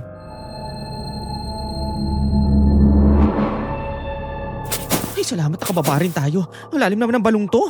Sinabi mo pa at saksakan ng baho rito. Amoy imburnal. Pweh! Teka, may lagos na dito. Baka dito yung daan papunta sa lungga ng Sitan Gubat. Uy, bakla, ingat ha. Baka mamaya bigla na lang siyang lumabas dyan at atakihin tayo. Ihanda mo yung sandata mo. Inihanda ko na rin ang dala kong mga pangontrang asin, bawang at buntot pagi. Gamit ang flashlight, patuloy naming inilawan ang aming dinaraanan. Makipot at mamasa-masa ang daan. Hindi pa rin mawawala ang mabaho at masangsang na amoy hanggang sa bigla kaming nakarinig ng isang nakakapangilabot na boses.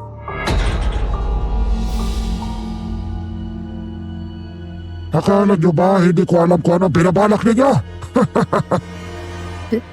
Best friend, yung boses na yun, yun yung boses ng aswang. Nakita na tayo. Nandito lang siya.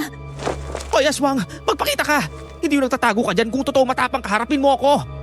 Ganyan ka ba magsalita sa iyong lola sa tuhod, apo?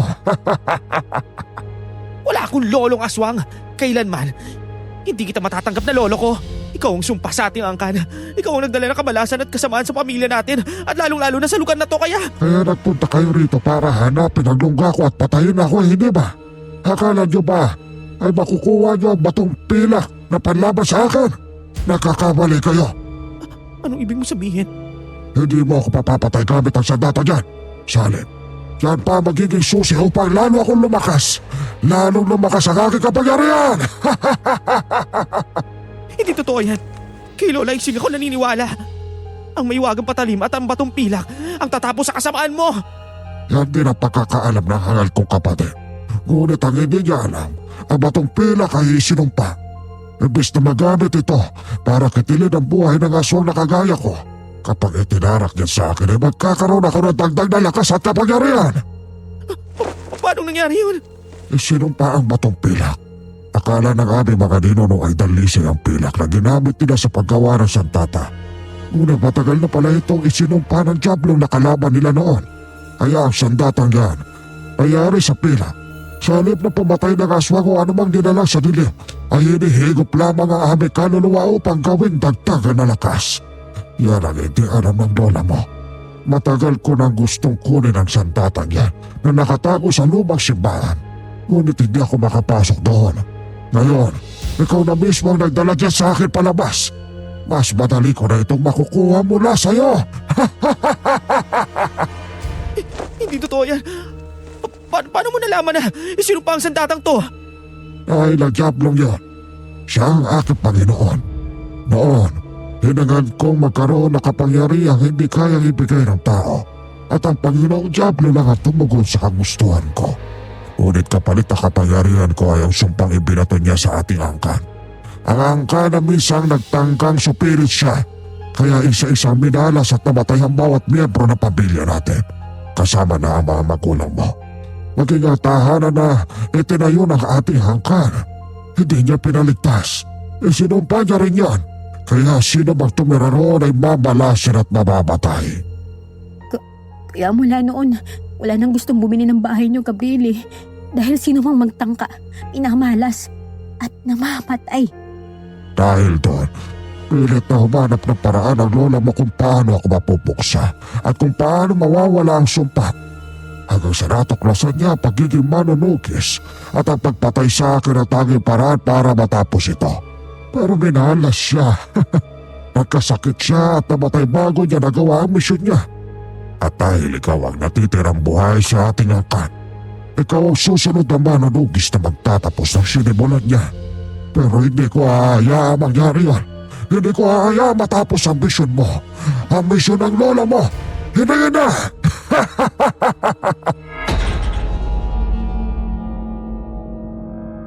Sa mga sandaling iyon, tumama kay Gabriel ang masakit na katotohanan. Hindi pala siya napilitang maging manunugis dahil lamang sa malaking pabuya mula sa mga tao sa aming lugar, kundi dahil nakatadhana talaga ito sa kanya. Siya na lang ang natitirang miyembro ng kanilang angkan, ang tanging pwedeng tumapo sa sumpa at sa lagim na bumabalot sa aming lugar at sa kanilang angkan. Kung ganun, hindi ko hahayaan na magpatuloy ang sumpa ng ating angkan at sa aming lugar. Hindi ko rin hahayaan na may makuha ka na namang inosenteng tao, lalo na ang mga bata. Ang mga inosenteng taong sinasabi mo, ang mga batang kinukuha ko, sila ang pagkain ko. At sarap na sarap ako sa karne, laman loob at dugo ng mga bata. Pasalamat ka, hindi kita gustong kainin. Kung hindi nung unang araw pa lang na nakita tayo, nung sinugatan mo pa ang sarili mo para ipahid sa akin, hindi ko na sana yung tinanggihan dahil kakaiba rin ang amoy ng tugo mo. Napakabango. Ngunit hindi ako kumakain ng aking sariling lahi. Sa sobrang galit, hindi na nakatiis si Gabriel, Miss Ligaya. Inilabas niya ang mahiwagang patalimat ang batong pilak at iwinisiwas ang 2 sandata sa hangin. Nagbabaka sakaling matamaan ang aswang na nagtatago sa dilim. Ngunit hindi niya alam kung saan ito tatama dahil hindi nga namin makita ang aswang. Ang tanging naririnig lamang namin ay ang nakakakilabot nitong boses. Gabriel, hindi natin siya nakikita. Paano mo siya matatamaan ng sandata mo? O akala ko ba mabisa ang 2 sandata? Bakit hindi man lang ako nagagalusan yan? Magpakita ka ko talaga matapang ka, aswang. Huwag ka magtago sa dilim. Tuwag ka naman pala eh. Harapin mo ako na magkaalaman na. Best friend, magsasaboy ako ng asin at maghahagis ng bawang sa paligid. Baka sakaling matamaan siya. Sige, Besh. Isaboy mo na sa hangin.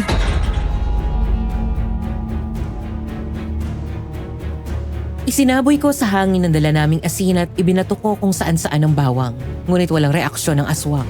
Maya-maya narinig namin itong tumawa ng malakas. Kahit anong gawin ninyo, hindi niyo ako madadaplisan ng mga pangontra ng sandata ninyo. Gumagamit ako ng kapangyarihan para hindi niyo ako makita at para makaiwas ako sa bawat atake ninyo. At dahil hindi niyo ako mahuli, ako naman ang aatake! Ha! Nagulat na lang ako nang biglang sumigaw si Gabriel. Oh, anong nangyari sa'yo, bakla? Bakit ka sumigaw? Beshi, may kumagat sa balikat ko. Kinagat ako ng aswang. Ano?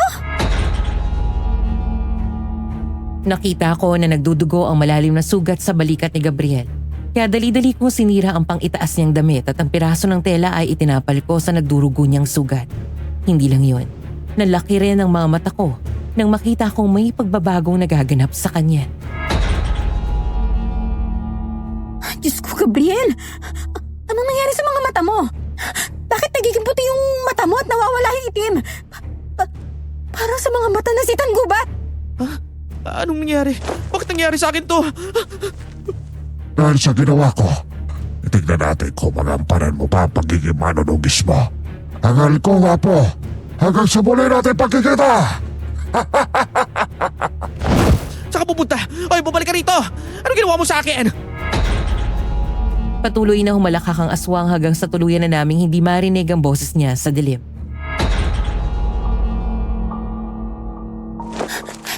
Mukhang nahawaan ka na niya ng pagkaaswang, best friend. Diyos ko, tingnan mo. Nag-iiba na rin yung kulay ng balat mo. Parang nagiging kulay abo ka na. Besh, parang ang init na pakiramdam ko. Parang may nag-aapoy sa loob ng katawan ko. Huwag ka mag-alala. Manghihingi ako ng tulong. Pero paano ka? Hindi kita basta pwedeng iwan dito. Baka bumalik kay si Tangubat.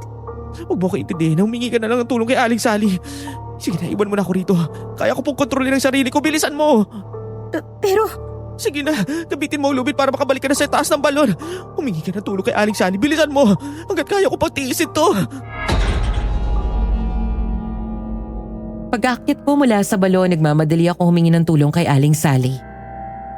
Ikinuwento ko sa kanya ang lahat ng nangyari at agad naman siyang tumawag ng albularyo. Pagkatapos ay dinala ko sila pabalik sa lumang balon. Pagdating namin doon, laking gulat namin nang makita namin siyang nasa labas na ng balon.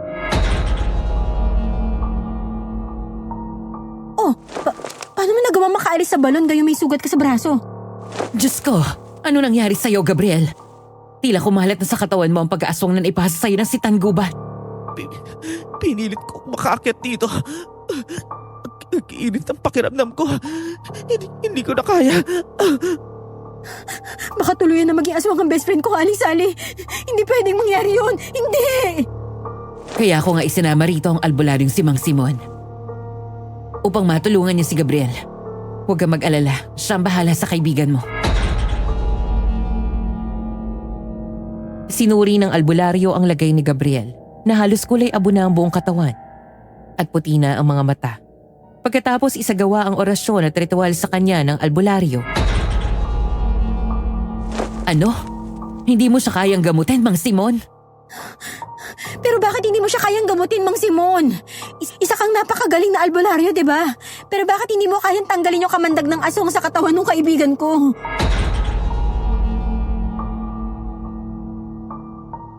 Sinabi ng albularyo na masyadong matapang ang kamandag ng aswang na si Tangubat. Isa pa, may sumpa ito.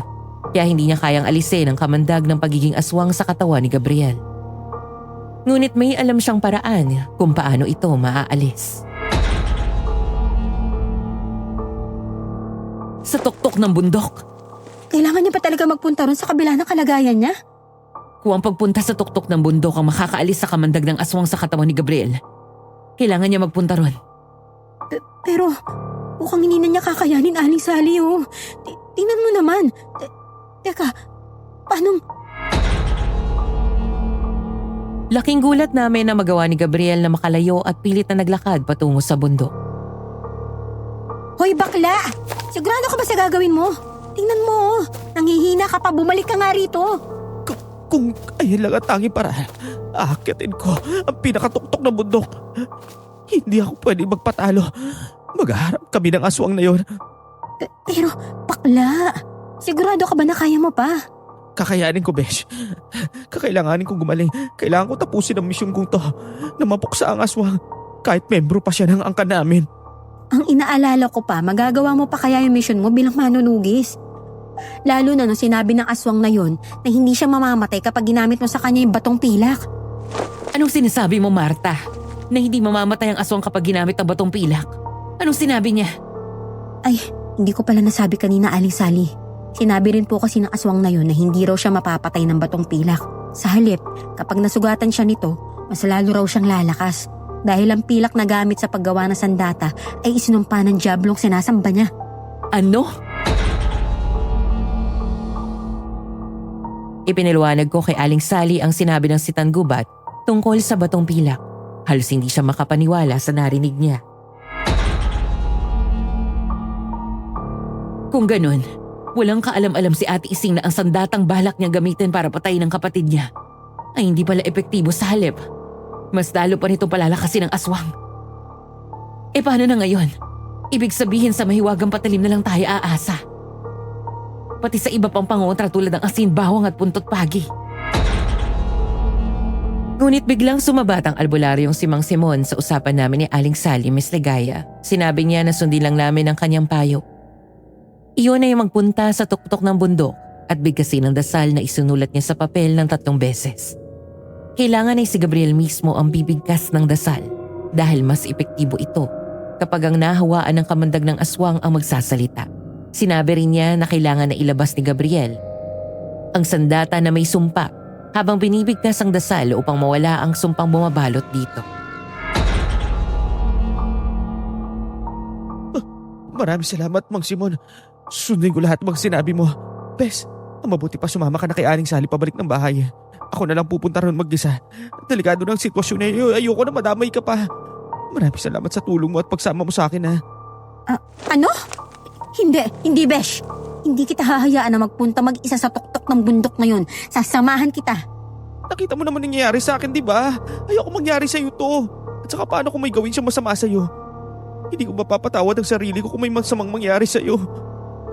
Ang dami na natin pinagdaanan. Ngayon pa ba kita iiwan? Hindi, Beshi. Sasamahan kita sa laban mo hanggang sa dulo.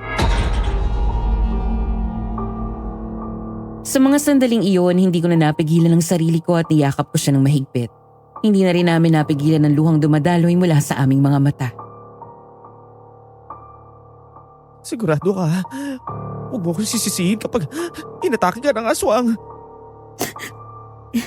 Hindi mo naman hahayaan na mangyari yun, di ba? Kasi pagtatanggol mo ako eh. naman. Kahit patatakbutan ka at nervyosa, labs na labs kita, no? Ikaw ang bestie ko. Kapag natapos ang lahat na to, akong bahala sa'yo. Libre na manicure at pedicure mo. Promise yan, ha? Aasahan ko yung bakla ka. Oo, promise. Pero huwag ka masyadong dumikit sa akin, Besh. Hindi ko na alam kung hanggang kailan ako makakapagtiis. Naamoy na kita at ang bango mo. Ay nako, tama na nga yung kadramahan ninyong dalawa. Sayang ang oras. Kailangan niyo pang magpunta sa tuktok ng bundok. Kahit nahihirapan, nagawa pa rin maglakad ni Gabriel. Pilit niyang nilalabanan ang kamandag ng aswang sa katawan niya.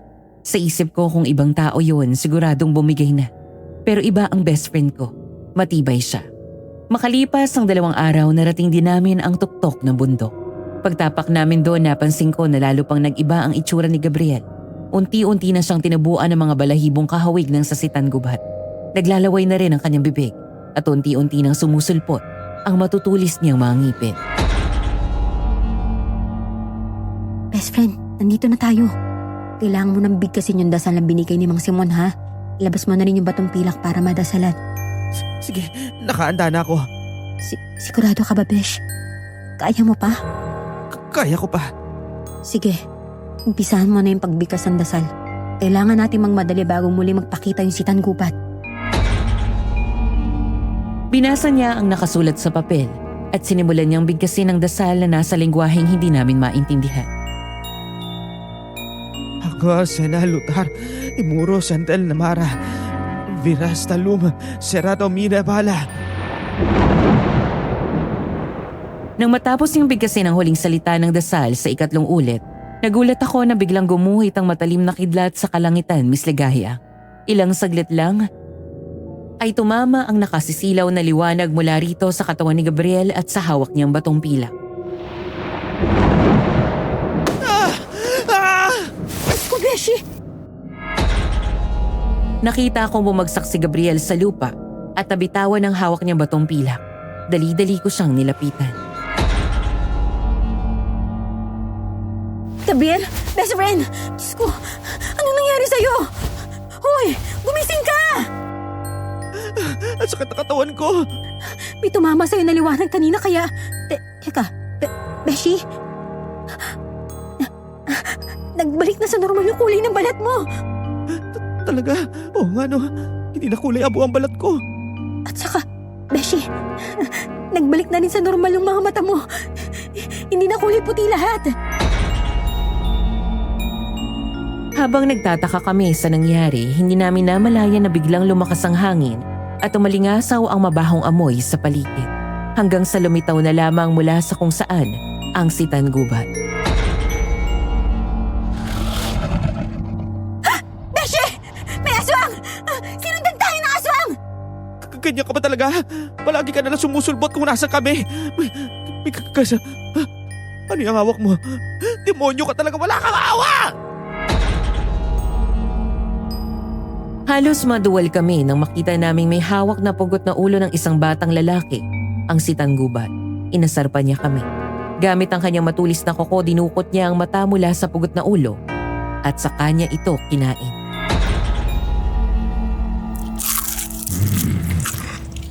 Walang kasing sarap ang sariwang bata.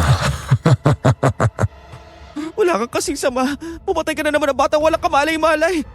Sobra na. Masyado na maraming nadamay sa sumpa. Hindi ko naayaan naman na iba ang kasamaan mo. Paano mo kami nasundan dito? Paano mo nalaman na nandito kami sa tuktok ng bundok? Walang impormasyon ang nakakalampas sa akin. Palagi ako nakamasid sa inyo at sa lahat ng galaw ninyo. Pero ang pinagtataka ko, bakit biglang nawala ang senyalis na kamantag na pagiging aswang na isinali ko sa iyo, Gabriel? Bakit? Hindi ko na ito nararamdaman. Marahil dahil sa kakaibang dasal na binigkas ni Gabriel at sa mga pagtama sa kanya kanina na liwanag na nagmula sa kidlat. Maaaring dahil doon ay nawalan ng bisa ang kamandag na binigay mo sa kanya. Hindi ka nagtagumpay na gawing katulad mo ang best friend ko. Kalokohan! Hindi maalis na isang pipitsuging dasal mula sa pipitsuging albularyo ang kamandag ko. Hindi ito maaari. Hindi! Isa lang ang ibig sabihin nito. Epektibo ang dasal na binigay sa akin ni Mang Simon. Kaya nakabalik ako sa dati. Ngayon ko rin malalaman ko na wala na rin ang sumpa ng batong pilak. Dinampot ni Gabriel ang batong pilak mula sa lupa. Bigla itong nagbago ng anyo at naging espada. Inilabas din niya ang mahiwagang patalim. Ako naman ay naghanda ng mga dala kong pangontra, asin, bawang at buntot pagi. Sigurado ka ba na natanggal na ang sumpa sa batong pilak, Besh? Medyo kinakabahan ako eh. Walang masama kung susubukan natin, Besh. Ito na lang paraan para mapuksa natin ang sitan gubat na yan. Baka kasi kapag ginamit mo sa kanya yung batong pilak, lalo pa siyang lumakas. Mas lalo ka mahirapan na mapatay siya. Magtiwala tayo. Magtiwala tayo. Tumangulang ako sa kanya. Kahit na may konting kaba ay nagtiwala ako. Matapang na hinarap ni Gabriel ang sitan gubat. Hawak sa magkabilang kamay ang dalawang sandata. Tapusin na natin to. Marami ka ng pinerwisyong buhay. Hindi ka na dapat mabuhay pa. Wala ka talagang kalang sa lolo mo sa tuhod, ano? Pare-pareho kayong walang kwenta. Kayo na mga kapatid ko. Dapat ka lang mamatay rin kagaya nila. Kaya sige, tinatanggap ko ang hamon mo. Pasensya na, pero hindi ka karapat dapat igalang dahil napakasama mo. Pareho kayo ng demonyong itinuri mo, Panginoon. Kaya magsama-sama kayong dalawa sa impyerno. Talagang pinapangatawanan mo ang pagiging manonogis. Huwag mo ako lakuhin. Dahil alam kong ginagawa mo lang ito dahil may obligasyon ka sa mga tao upang ayusin ang problema ako mismo ang may gawa. Dahil sa binigay nilang pabuya, hindi ba? Ang totoong ginagawa mo ito, hindi para sa kapakanan nila, kundi dahil sa binabayad nilang pera. Kailangan mo na malaking halaga dahil meron kang malaking magkakautang. Oo, inaamin ko na ang una. Tinanggap ko ang pagiging manunugis dahil sa perang binabayad sa akin. Pero nang tumagal, napagtanto ko kung gaano ka kasama at kung gaano ka nakakapaminsala ng inosenteng tao. Tinanggap ko ng buo ang aking pagiging manunugis. Hindi mo ko katulad. May konsensya ako. Tingnan natin kung hanggang saan ka dadali na konsensya sinasabi mo.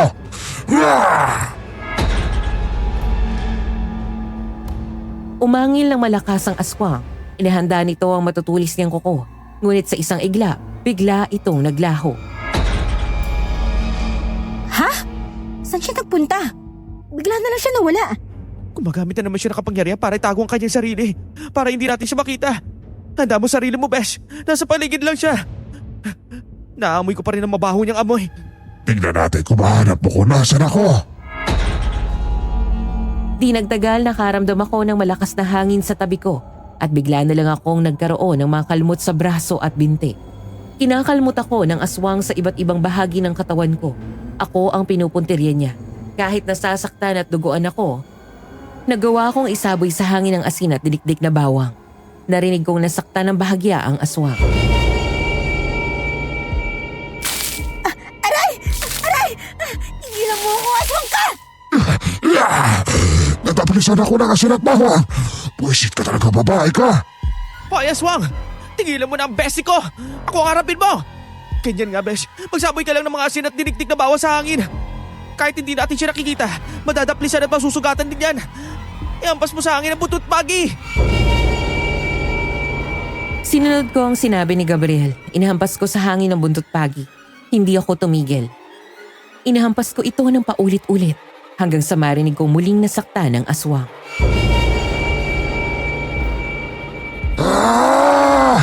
Naisahan mo na naman akong babae ka. Kahit hindi kita nakikita, hindi mo maiiwasan ang mga pag-atake ko. Ganyan nga, Besh! Huwag ka papatalo! Kinagalit ninyo ako. Matitikman ninyo ang ganti ko at uunahin na kitang babae ka. Nagulat na lang ako nang maramdaman ko ang pag-angat ng katawan ko sa hangin at walang ano-ano ay humagis ang katawan ko at tumama sa malaking puno.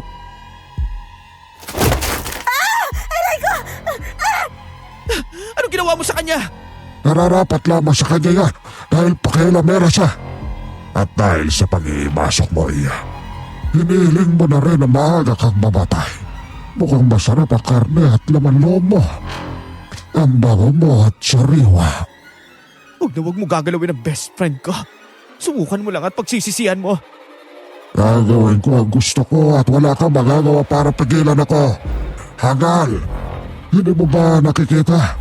Wala ka rin nagawa ng iihagis ko ang kaibigan mo sa puno. Kaya anong magagawa mo para pigilan ako? Sasabuyan mo rin ba ako ng asin na dinikdik na bawang? Pasin mo ako ng buntot, Maggie.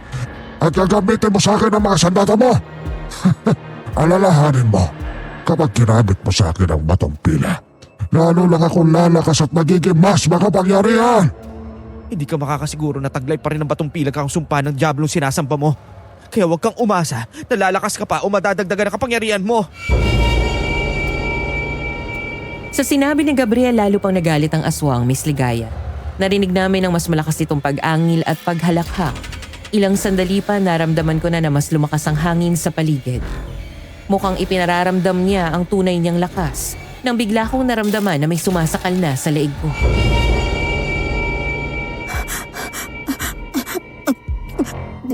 Gabriel, sinasakal niya ako. Tigilan mo niyan! Huwag mo siya saktan, demonyo ka! Panoorin mo kung paano ko pipilipitin ang leeg ng babae ito. Pagkatapos ko baliin ang leeg niya, sisipsipin ko ang lahat ng tugo sa kanyang katawan. Tudukutin ko rin ang puso niya at kakainin. Isusunod ko ang iba pa niyang laman loob. Natiyak ako, napakaliramnam. Gabriel, nararamdaman ko ang pagdila niya sa pisngi ko. At ang pagdambi ng kamay niya na may matutulis ako sa dibdib ko. Tigilan mo na ang best friend ko! Nang walang ano-ano ay biglang sumugod si Gabriel sa kinaroroonan ko. At walang habas na iwinasiwas sa hangin ang hawak niyang mahiwagang patalim at batong pilak. Maya-maya naramdaman ko na may tumalisik sa akin na kulay itim na likwidong mabaho ang amoy at malansa. Ano to? Ang lagkit sa kambaho. Ano to? Dugo? Dugong kulay itim? Paano mo nagawa yun? Nagawa mo mapuruhan na si Tanggubat, bakla! Laking gulat namin na makita naming nakabulagta na sa lupa ang aswang na si Tanggubat. Marami siyang sugat sa iba't ibang bahagi ng katawan. Pati na rin ang malalim na hiwa sa dibdib at tiyan. Napagtanto ko na ang likidong tumalsik sa akin ay dugo ng aswang. Anong nangyayari? Bakit imbes na lumalakas ako? Parang nawawala ang lahat ng lakas at kapangyarihan ko. Anong ginawa mo? Hindi ko alam. Marahil tuluyan ang nawala ang sumpa sa sandatang to. Kaya imbis na lumakas ka, napuruan ka at naghingalo ka ngayon. Isa lang yung ibig sabihin nito. Kahit kailan, hindi magtatagumpay ang kasamaan. Gumawa ng paraan ng Diyos para pigilan ang lahat ng gagawin mong kasamaan. Kaya kung ako sa'yo, magsisi ka na sa lahat ng ginawa mo para mapatawad ka pa ng totoong Panginoon. Kahit kailan ay hindi ako masisisi sa lahat ng ginawa ko. At hindi rin ako hihinatawad sa Panginoon mo. Isa lang ang Panginoon ko at ang tanging Panginoong Diablo lang ang kinikilala ko, Panginoon. Kung akala mo'y tapos na ang lahat sa aking pagkamatay, nagkakamali ka dahil ang kasamaan ay walang kamatayan!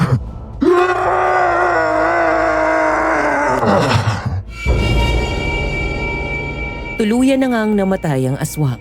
Hindi kami makapaniwalang nagawa pa rin ni Gabriel na mapuksang si Tanggubat sa kabila ng lahat ng pinagdaanan namin. Sadya talagang mabuti ang Diyos. Nagawa ko, Besh. Nagawa ko. Maraming salamat, Besha. Maraming salamat sa pagligtas mo sa akin. Sa wakas, tapos na, Besh. Tapos na ang sumpa sa angkan ninyo dahil patay na yung aswang. Sana nga tapos na, Besh. Sana nga tapos na. Sa pagkamatay ng aswang, bumalik na sa normal ang lugar namin.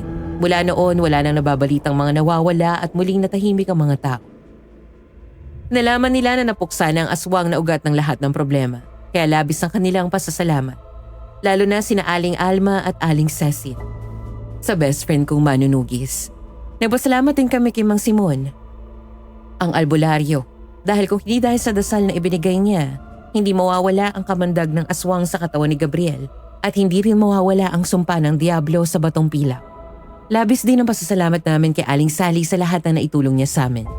Napatunayan namin na tapat at maaasahan siyang kaibigan ni Lola Ising. Nagdesisyon din sa Gabriel na manatili na sa lugar at muling tirhan ang bahay ng kanyang lola.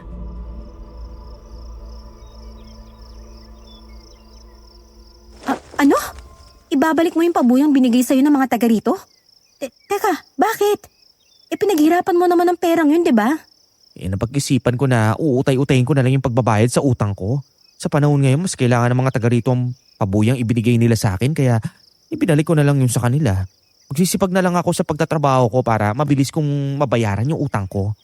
Di balik manikurista ang beauty mo niyan, besh. Yes! Nagbabalik ang baklang manikurista kaya ipaalam mo na sa mga taga rito na sa akin na ulit sila magpupunta kapag gusto nila magpa-manicure at pedicure, ha? Oo naman, best friend, no? Siguradong dadayuhin ka ulit ng mga taga rito sa lugar natin. Dahil ikaw lang naman ang pinakamagaling naman ni Corista, no? Siyang tunay! Kaya ano pang hinihintay mo, bakla? Umpisahan mo na ngayon. Dahil nasa labas na ang ibang kapitbahay natin gusto na magpamanicure sa'yo, oh. Ano? Nasa labas na sila? Teka, sandali, pagbibihis na muna ako. Tingnan mo, naka-brat, pipi short lang ako.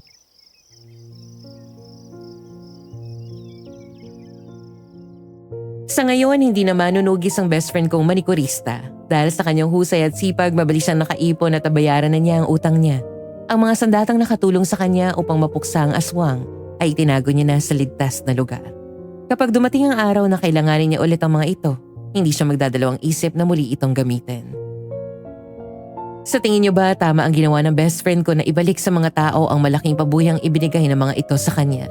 I-komento lang ninyo ang mga sagot niyo sa ating comment section. Dito ko na tinatapos ang aking kwento, Miss Ligaya. Sana ay mapili niyo ito upang mabasa rin para sa ating mga tagapakinig. Maraming salamat. Hello Marta, hindi ako makapaniwala sa naging karanasan ninyong dalawa ng iyong best friend na si Gabriel. Parang dinala ninyo ako sa kakaibang mundo na posible palang mangyari sa totoong buhay. Ramdam ko ang lahat ng emosyon na inyong naranasan, mula sa takot at kaba hanggang sa tagumpay at pagharap sa aswang. Ipinakita naman ni Gabriel ang kanyang tapang at determinasyon na wakasan ang kasamaan ng aswang. Kahit pa ito ay bahagi ng kanilang pamilya. Natutuwa rin ako sa naging desisyon niya na ibalik sa mga tao sa inyong lugar ang pabuya na ibinigay sa kanya sa halip na kunin ito para sa sarili. Pinagsumikapan niya ang perang pambayad sa utang niya. Ang karanasan ninyo ay isang magandang paalala na sa kabila ng panganib na nanaig ang pagtitiwala at pagkakaibigan. Ipinapakita nito na sa oras ng kagapitan, mahalaga ang pagkakaroon ng tapang at tiwala sa isa't isa. Naway patuloy kayong magsilbing inspirasyon sa inyong komunidad at ipagmalaki ninyo ang inyong samahan bilang magkaibigan na handang magsakripisyo para sa isa't isa. At bago ako magpaalam, gusto ko lang mag-iwan ng paalala sa lahat ng ating mga tagapakinig. Kung makakita kayo ng ibang channel na nag-re-upload o gumagamit ng aming content ang walang pahintulot, huwag po natin silang suportahan. Sa halip, pakireport po ito upang maprotektahan ang aming mga orihinal na kwento. Narito po ang ilan sa listahan ng mga ating lehitimong channel. Kwentong Takip Silim, Sityo Pangil, Sityo Bangungot, Aswang Diaries, Aswang Confessions. At ang ating pinakabagong channel, Aswang Radio. Maraming salamat po sa inyong patuloy na pagtangkilik at pagsuporta. Hanggang dito na lang, ako si Miss Ligaya at isang mapagpalang araw sa inyong lahat.